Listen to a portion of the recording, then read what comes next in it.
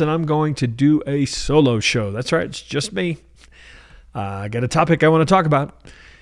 This is a topic that I maybe haven't talked so directly about, but in a lot of ways, it's been a big part of my work. It's something that I've talked about for years, but I want to hit it head on today. And that's, if you are a service provider, I want to talk about the idea of productizing your service. So what do I mean by that?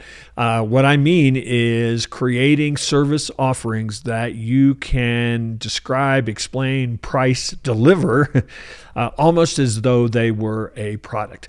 I have for years delivered something we call Strategy First. And it is essentially our approach to developing strategy. So it is a service that we offer to business owners.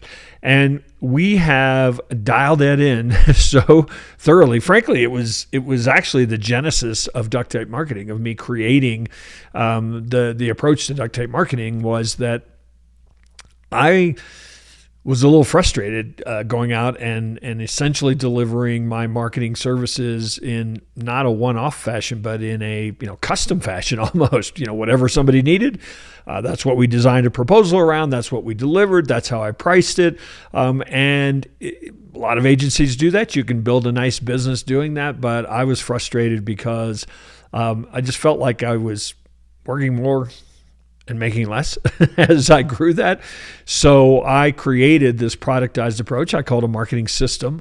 And we, all the way down to exactly what happens when a client signs on to, all the way through the way they're onboarded, everything we deliver in the final is really packaged up in a way that I can call it a product. That's why, we gave it a brand name. So that's the idea behind a productized service. Now, I used an example of marketing, but frankly, accounting can have productized services. Legal services can be productized. Any kind of consulting can, and in my view, should be productized. There are some glaring benefits to why you might want to do this.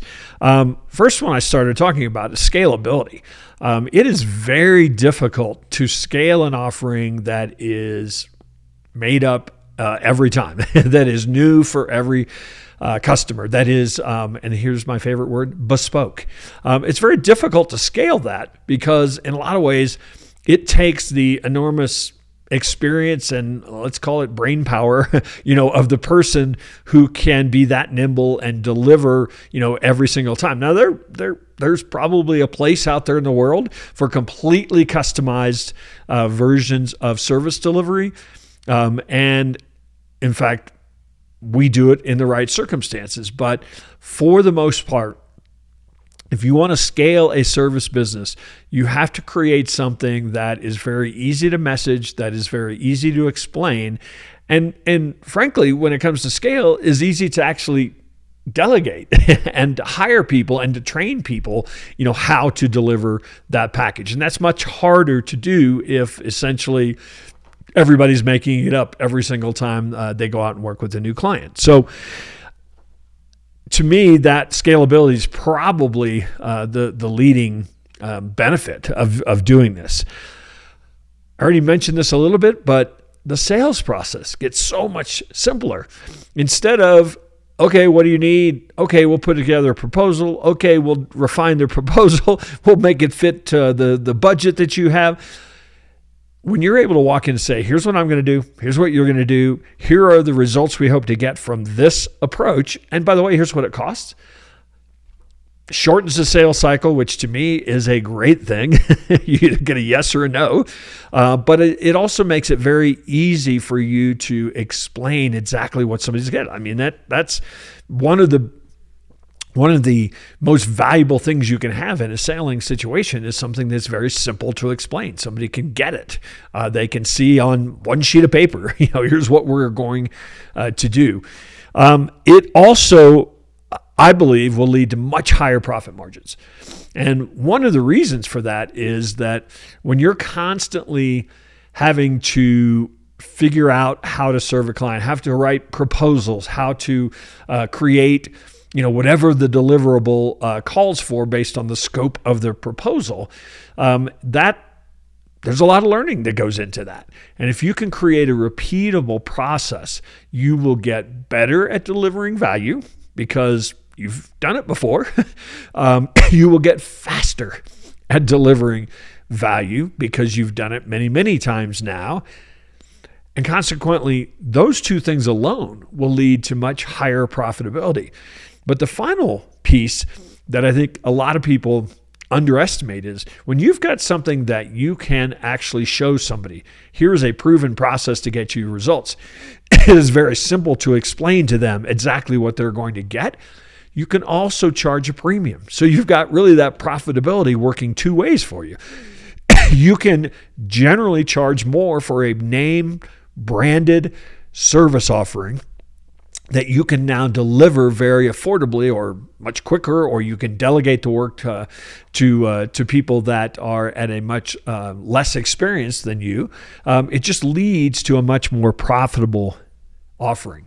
And here's the final reason to do it. And frankly, if all those other reasons weren't enough, the final benefit or reason for doing this is that it's a better customer experience. I know that everybody we talk to, it's like, no, I want something that is tailored just to my needs. Well, on the surface, that sounds really great, but wouldn't you rather have something that I've actually worked on for years and refined and evolved and seen what works and seen what doesn't work? You can deliver much greater value by having a proven process. Now, it takes time to prove that, to refine it. I mean, we've been doing this for 25 years, and it's evolved, every single year for us as well. So, to me, the product itself, because we have focused on here's what you get, here's what it costs, has gotten much, much better. Now, are there challenges in productizing? Some of what you'll run up against is just what I mentioned. People want a custom approach. They don't want cookie cutter. They feel like if it's not created just for them, that there's something less. And so it really becomes important for you to not only create that productized approach, but be able to communicate very effectively the value, what's in it for them.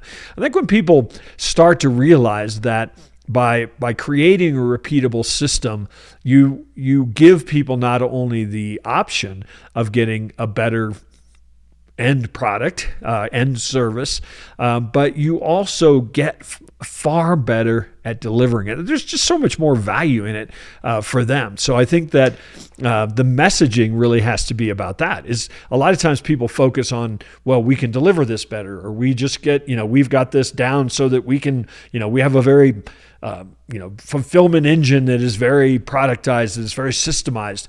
But the key, of course, is helping that buyer, that customer, that client understand why that is so much more valuable to them. So how do you get started doing something like this? Because one of the challenges I think a lot of people have in productizing, if you will, is that they're serving such a diverse market. It's very hard to actually create one or two or three things, packages, products, if you will, for all of the services that they might be able to offer. So it does help if you can narrow your focus, first off. So I'm not necessarily saying a niche. Maybe it is for you, but if at the very least, who are the top 20% of your customers? What do they need today? What are the problems that you're solving for them? Could you actually create or think in terms of creating a package just for them?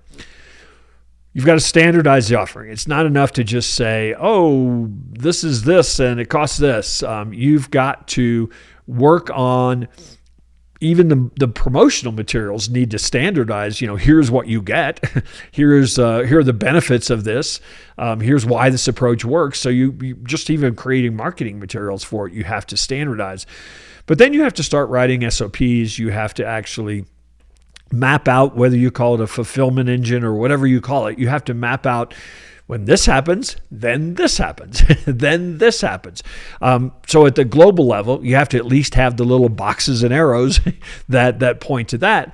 But then each one of those boxes, particularly critical steps, you need to maybe create an entire training process or SOP around. And I know that this can sound like, well, it is time consuming, and it sounds like it because it is.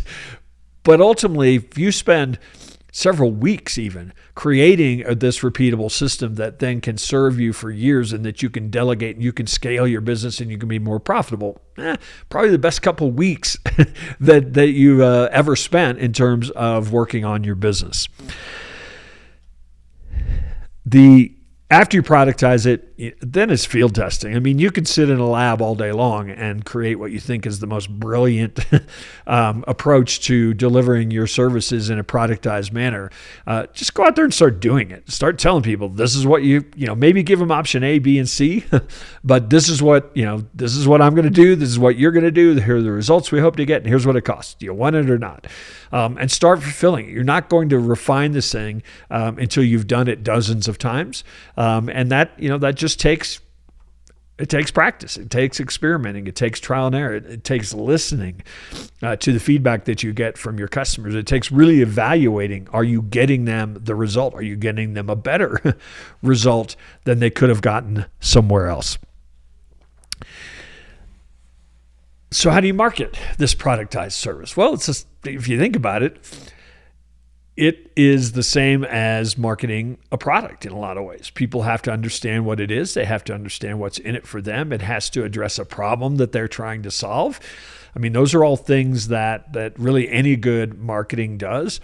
But I think it's probably important for you, if you're going to productize, it's very important for you to, I think it's very helpful if you give things a name, give it a brand, create collateral around it that shows somebody exactly what they are going to get, and then focus a great deal of your marketing, it's the same for any professional services, on trust building, on explaining not just the components, not just selling the components. In fact, in some ways, the productized approach doesn't really even become an issue until somebody starts saying, how will this work for me? And then you're able to give them the very specific way it could work for them. But all of your marketing education, even though you have a productized approach, is going to be around educating on the problems that this productized approach solves. I always make the joke that, I sell a marketing strategy. Nobody ever wakes up and says, I'm going to go buy some marketing strategy today. But they do wake up and wonder why they're competing on price. They do wake up and wonder why they can't fill their pipeline. They do wake up and wonder why their competitors are always ranking ahead of them in search engines. And to a large degree, those are all problems that an effective marketing strategy can solve. So even though we're productizing the service offerings as a way to scale, as a way to be more profitable, as a way to more easily help people understand the value they're getting, we still have to build trust. We still have to create a customer journey that turns us into a trusted advisor. And the productized approach happens just to be a delivery mechanism for how we get them the results, and how we communicate the results, and frankly, how we differentiate. So many people are in the marketing world, I'm sure in your whatever service world that you are in, so many people are just selling the idea of the week, are selling the tactic of the week, are going to clients and saying, what do you need? Sure, we can do that. And so this proven, process-driven way to deliver value in a way that's very easy to understand is also a great differentiator in the world of service offerings.